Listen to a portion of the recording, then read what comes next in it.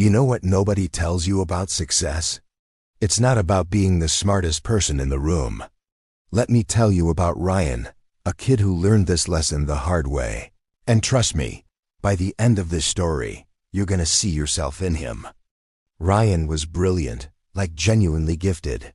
Teachers loved him, his parents bragged about him, and everyone in his small town knew this kid was destined for greatness.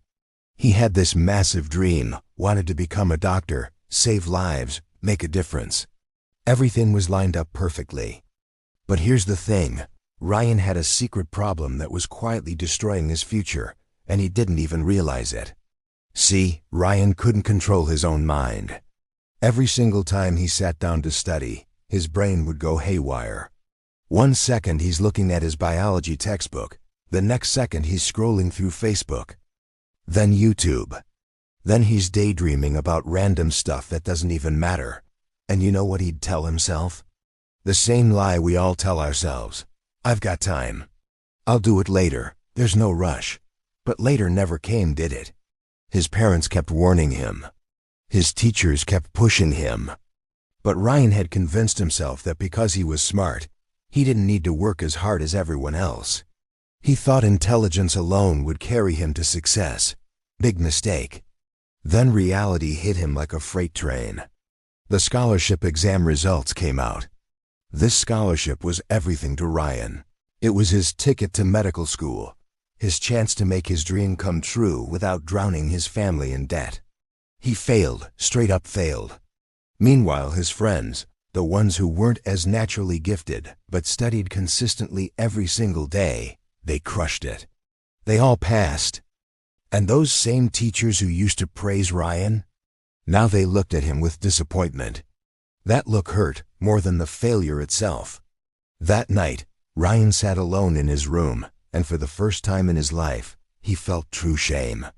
Not because he lacked talent, not because he wasn't capable, but because he had wasted his potential. He had thrown away his shot. And in that painful moment of clarity, something clicked. He realized that being smart means absolutely nothing without discipline. Intelligence without discipline is like a Ferrari without an engine. Looks impressive, but it ain't going anywhere. So Ryan made a decision right there. He was done making excuses. Done blaming distractions. Done waiting for motivation to magically appear. He needed help, and he knew exactly who to turn to.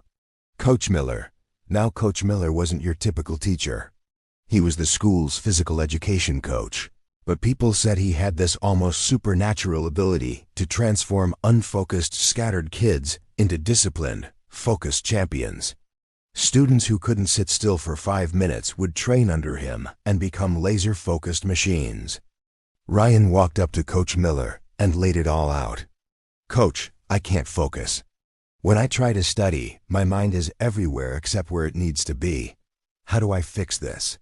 Coach Miller just smiled, that knowing smile of someone who's seen this story 1,000 times before. He said, "Controlling your mind isn't easy, Ryan, but let me show you something."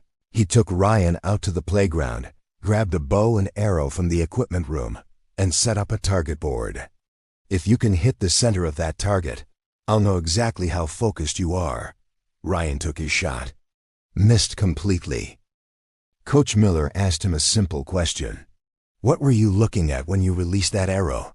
Ryan answered honestly. "The trees, the field, the board, everything around me." Coach shook his head. "That's your problem right there. You're looking at everything and focusing on nothing. A real archer only sees the target. Nothing else exists in that moment. Ryan, your mind is exactly like this. You're looking at your phone, social media, YouTube, a million different things all at once. If you want to succeed, when it's study time, you look at one thing only, your goal. Nothing else. That hit different. Ryan got it, but he still needed the roadmap.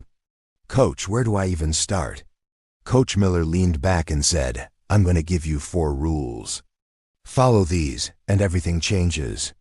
Rule 1, control your thoughts. The second your mind starts drifting, you catch it and bring it back. Tell yourself, this is my time, this is my focus, this matters. Rule 2, Build a routine. Your brain loves patterns. Create a schedule. Study at the same time every day. Rest at the same time. Your mind will start following the rhythm automatically. Rule 3. Eliminate distractions. Your phone, Netflix, Instagram, all that stuff is designed to steal your attention. When it's time to work, they don't exist. Put them away, turn them off, make them disappear. Rule 4. Practice daily. Discipline isn't built in a day. It's built in small decisions, repeated over and over until they become automatic. That's the secret. Small habits, every single day. Ryan absorbed every word like his life depended on it.